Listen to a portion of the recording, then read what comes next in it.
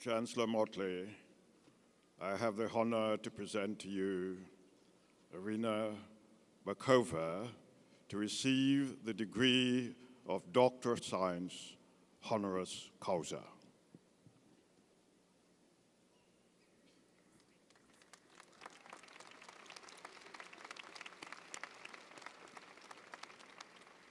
Irina Bokova, Director General of UNESCO, you have been a tireless advocate for quality education as a fundamental human right.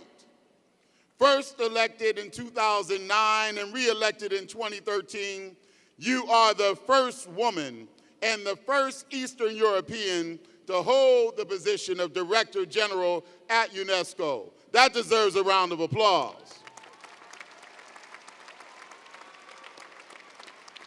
And if you didn't know, UNESCO is the United Nations educational, scientific, and cultural organization. During this time, you have worked tirelessly toward countering violent extremism and youth radicalization, achieving sustainable development and empowering girls and empowering women. Not only have you made gender equality an organizational priority, you're also a leading figure in the fight against racism and anti-Semitism. You were UNESCO's first Director General to appoint a special envoy for Holocaust education.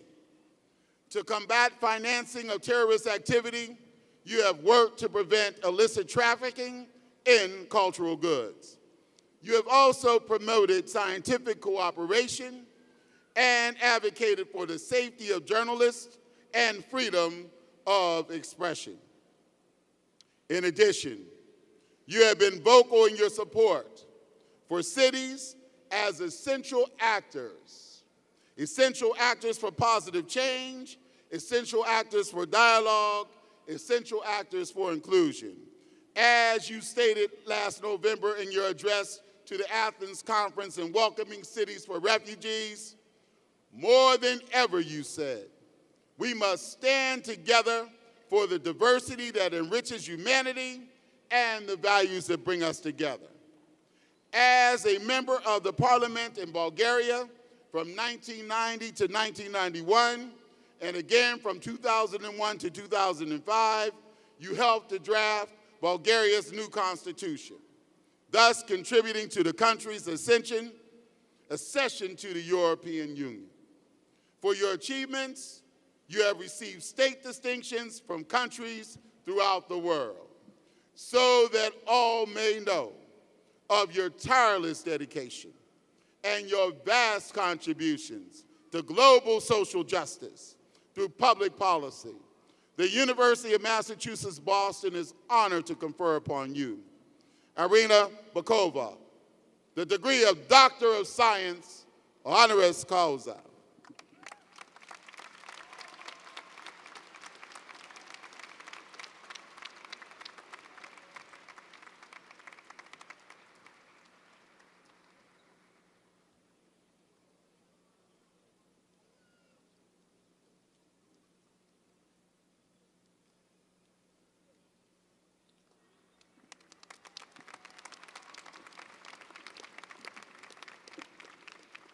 So now with our 2017 commencement address, please welcome, come on up, Irina Bokova. Let's welcome her to the rostrum.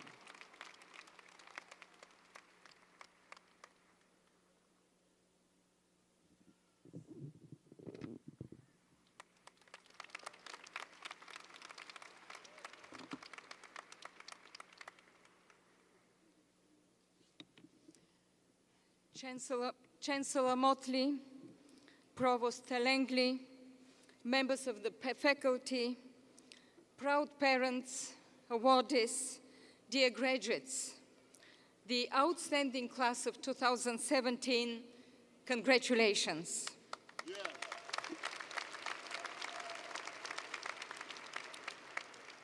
First and foremost, let me say that I'm deeply honored to be with you here today. And I would like to thank you for the honor and the distinction that you have bestowed on me. And I'm deeply humbled to stay with you today to receive this honorary Doctorate of Science. But it is also an immense pleasure to be in this amazing ceremony. Because UMass, your university, is a unique institution holding a singular position in the academic landscape as a public research university with a vibrant tradition of urban and civic engagement. But there is something more, I believe, that makes UMass unique.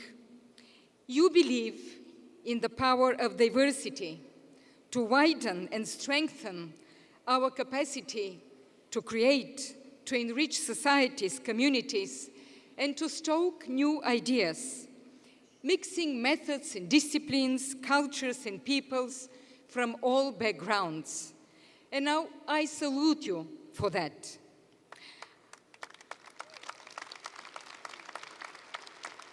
I believe it is more than a philosophy.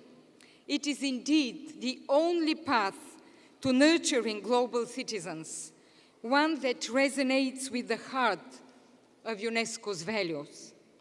It is particularly moving for me to deliver this commencement speech as you embark on a new journey.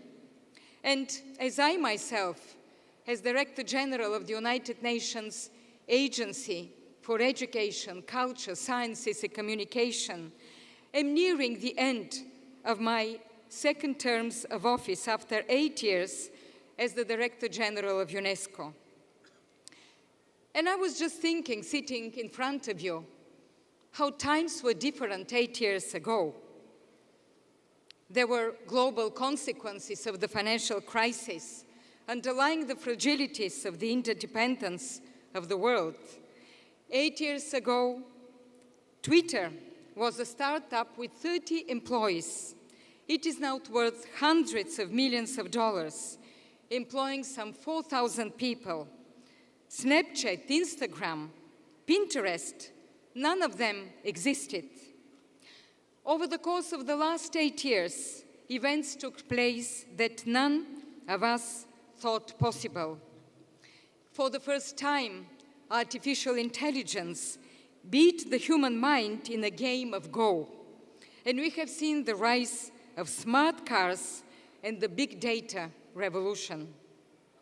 After 12 years and in a voyage of 12 billion kilometers, a tiny robot sent by a few scientists finally landed on a comet, returning images from the other side of the galaxy. On Earth, the map of the Mediterranean and the Middle East has seen other changes forever.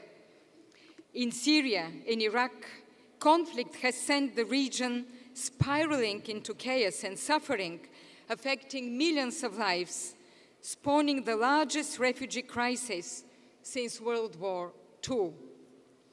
We have witnessed the rise of violent extremism, fragmentation of societies, tearing down communities, striking victims around the world, including here in the heart of Boston, and just 2 days ago in Manchester. So change, my dear students, is the only certainty today. So my first message and my first piece of advice is to embrace change, but to follow the values that have instilled in you this great institution, the University of Massachusetts, Boston. And please, listen and cherish every single minute you have spent here with this amazing faculty staff. And I would like once again to say, follow the wise guidance and words that were said by Chancellor Motley at the beginning of this amazing ceremony. So, I know this is not the end of your learning days.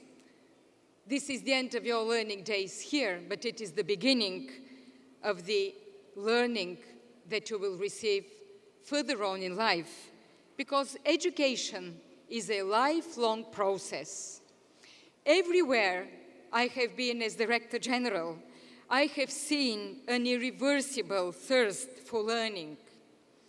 People believe, as I do, in the power of education to transform lives, in the power of education as one of the most important public goods in any society, in any country in the world. I have seen this in refugee camps in Gaziantep, Turkey, near the Syrian border, where young girls shared with me their ambitions to become scientists, doctors, journalists, teachers. I have seen this in the Baharka camp near Erbil in Iraq, in literacy centers in South Sudan, in Africa. All of them earn to learn. I heard this from women in Afghanistan, where UNESCO leads the country's largest literacy program. As Khalida, from the impoverished southeastern province of Paktika, put it and shared it with me. My family was hesitant at first about me joining this program, but I have learned so many new techniques and realized that as an Afghan woman, I can work together with men and serve my community. We need to take heed from global citizens like the young and very brave Pakistani girl, Malala Yousafzai, Nobel Peace Laureate and United Nations Messenger of Peace. She is a good friend of UNESCO, and I'm proud to say that I'm also her personal friend. She refused to give in to fear, to be silenced. As she stated during her Nobel lecture, and she often repeated, I'm just a committed and stubborn Pakistani girl who wants to see every child getting quality education, who wants to see women having equal rights, and who wants peace in every corner of the world. So people like her believe in the power of education to transform lives. But sometimes it takes courage to make the first step. You sometimes need to put yourself back into the position of the learner, and this is not always easy. We like to think about education as a self-contained part of our lives that ends up when careers begin. And I can assure you, someday you will say to yourself, it is too late. You're too old to learn a new discipline or go back to school. But education is a lifelong experience. And I would like to salute most wholeheartedly Joanne Donovan, so inspiring example of a quest for learning, a quest for education. And I would like to express my deep respect and admiration to you. This is an example that shows us that it is never too late.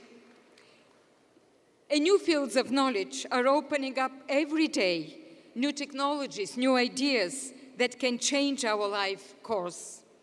Embrace knowledge, embrace creativity, never stop learning.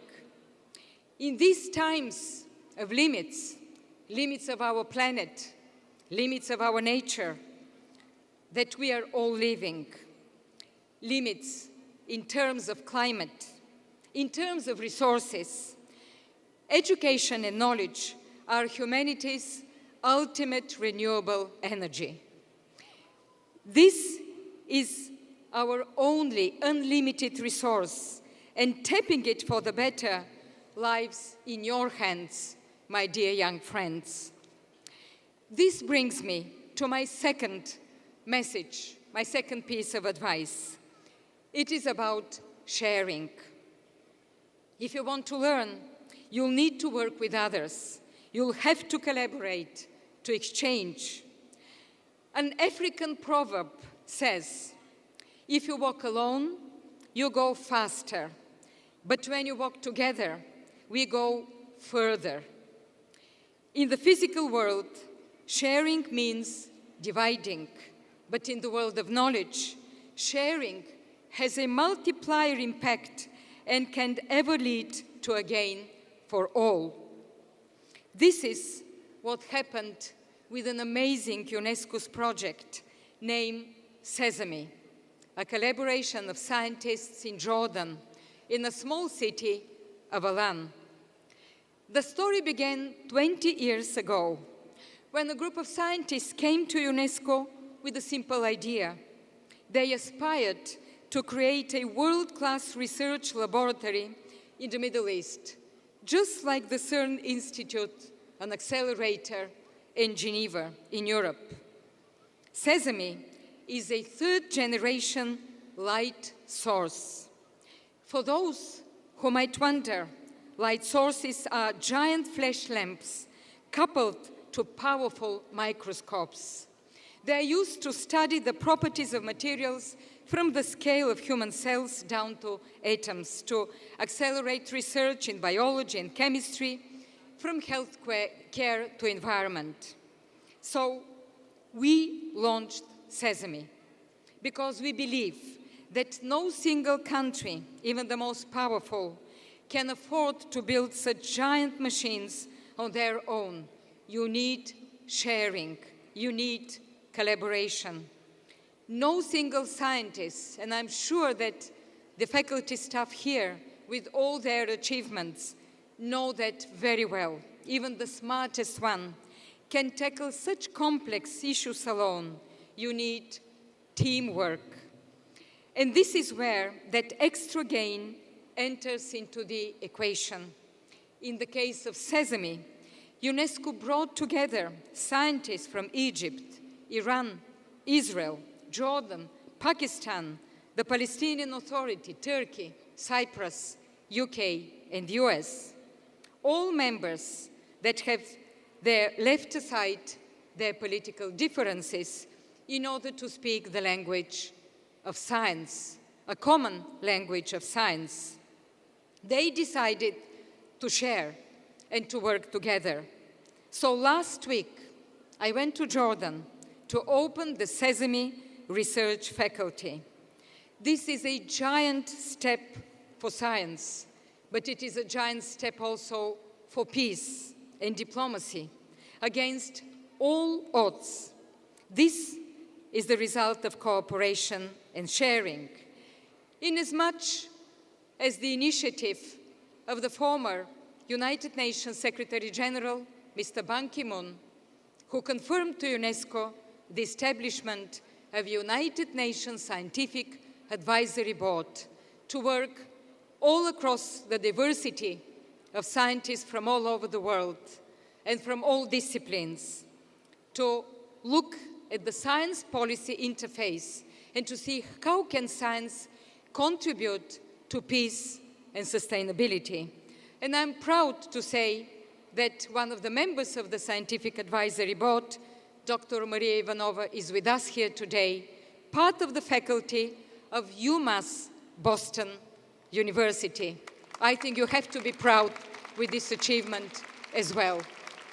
I think Maria is with us here today. So this, my young friends, leads me to my third and final advice. It is about openness and what I call the need for a new humanism today. You will be confronted with voices, and you are, some more aggressive than others, who claim that diversity is a threat, it is not working, that different people cannot work and live together. You will need to respond with concrete evidence to prove the contrary. And I am really so pleased to hear the wonderful words of the distinguished honoree here, the student of UMass graduating from US and Chile, who is working tirelessly to overcome these prejudices towards refugees and stereotyping other people's cultures.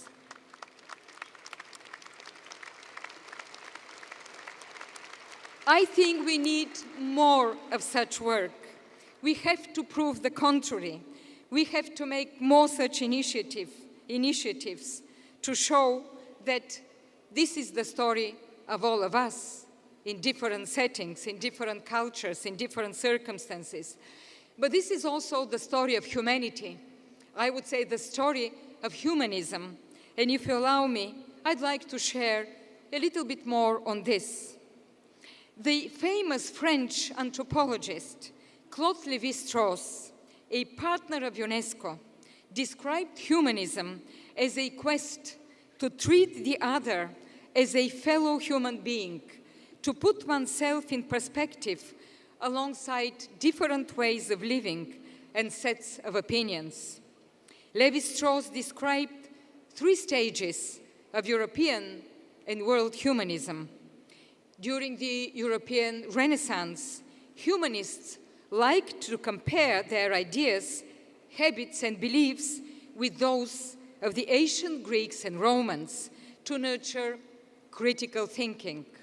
Then, a later generation of European humanists and thinkers enlarged the scope of their research, spreading knowledge about Asian societies and peoples in so-called exotic lands to foster tolerance and openness. Finally, he found anthropologists then worked on changing perceptions of indigenous peoples to foster the idea of a single human family without distinction of race, age, and origins. Today, I'm convinced that our greatest challenge is to live together in this diversity. And I see this as the spirit of new humanism, to treat everyone on an equal footing, to make the most of our differences, to learn from them, and work with people from a myriad of backgrounds. Here, I see this as a battle for the hearts and minds of people, predominantly of young people. We see the opposite. We see the rise of doctrines based on exclusion. Migration, crisis, and conflicts are being exploited to stigmatize minorities, to legitimize discrimination. We hear violent extremists distort religion and history and pretend the world would be a better place if it returned to an illusory past when pure cultures lived alone. We see the destruction of heritage and the persecution of minorities in a global strategy of cultural cleansing.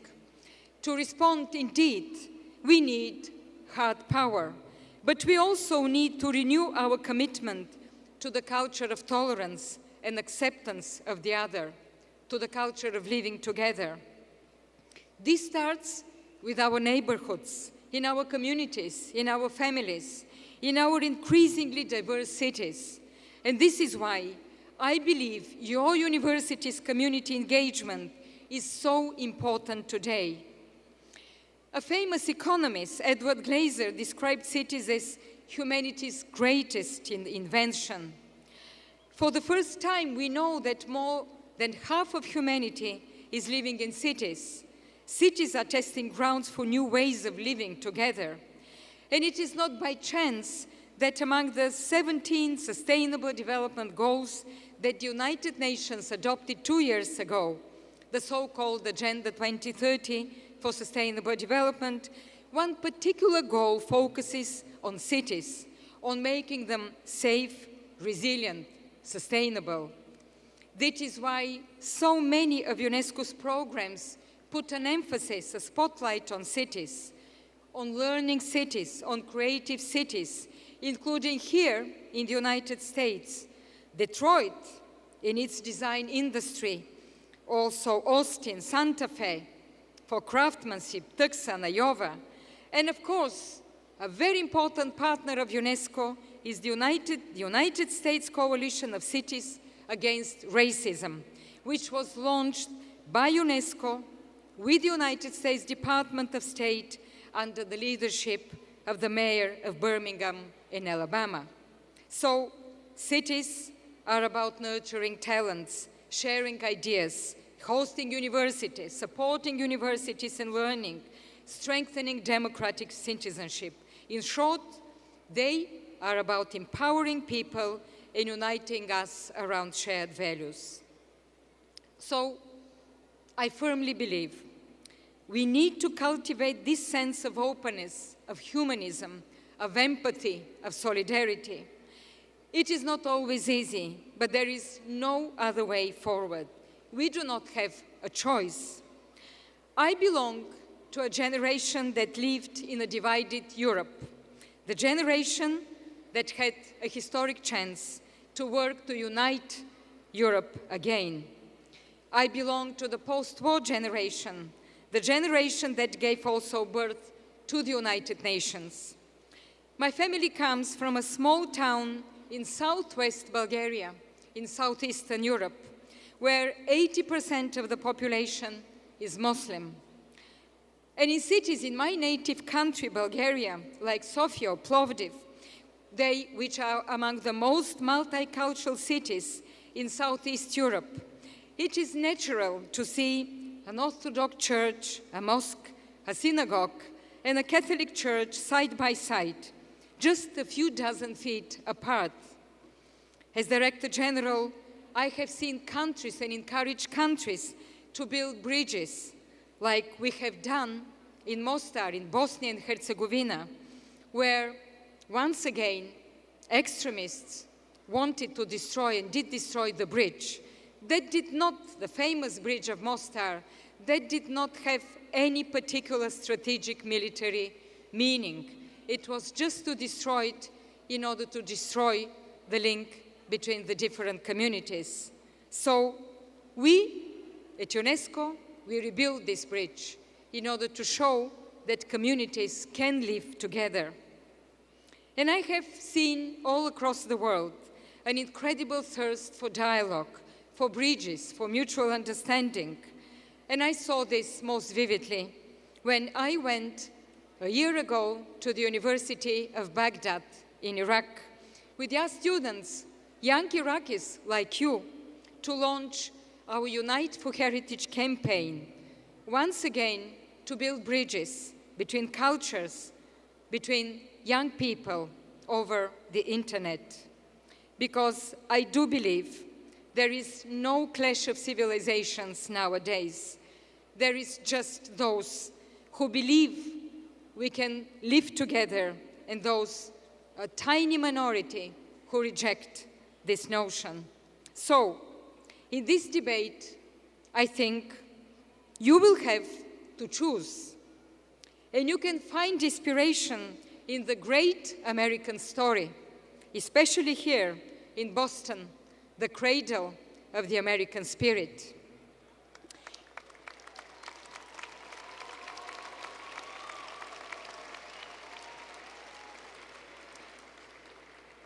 UNESCO bears the deep imprint of your country and its values. It was the American poet Archibald MacLeish who penned the lines that open the UNESCO Constitution. Since wars begin in the minds of men, it is in the minds of men that the defenses of peace must be constructed. Of course, it was in those days 72 years ago. Now, he would have said men and women. It was Russell Train, American diplomat and father of the 1972 UNESCO World Heritage Convention, who said, and I quote, "At this particular time in history, as the fabric of civilized human society seems increasingly under attack by forces that deny the very existence of a shared heritage, forces that strike at the very heart of our sense of community, I am convinced that World Heritage holds out a contrary and positive vision of human society and our common future. I believe my dear young friends, this has never been so relevant. We have developed formidable technologies, changes transforming our societies at unprecedented speed. To stay the course, each of us needs to nurture a sense of common values, like the values you have shared here in the University of Massachusetts, Boston. This is also the sense of new humanism to respond to the challenges we face. So, my message today is continue learning, keep on sharing, and stay open. Be stubborn, as the brave Pakistani girl Malala Yousafzai said. She is stubborn against the forces of obscurantism, against the Talibans. Be stubborn like her. So, good luck, class of 2017. Make us proud, and thank you all. I'm going to take a picture of it. Yes. I want to bring you right out here to the X.